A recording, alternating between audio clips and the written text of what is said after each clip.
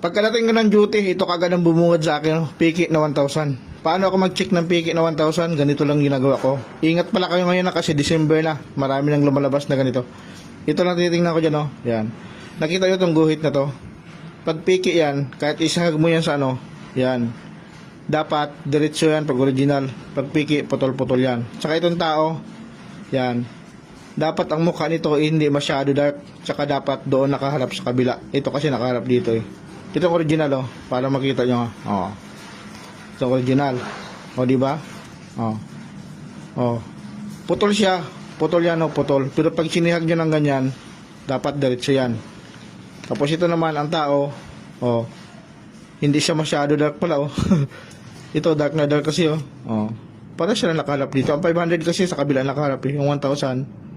Oh, yan na, mag-check ng ano, original tsaka fake na 1,000. Ingat kayo, daming kumakalat na naman ngayon. Magdi-December na.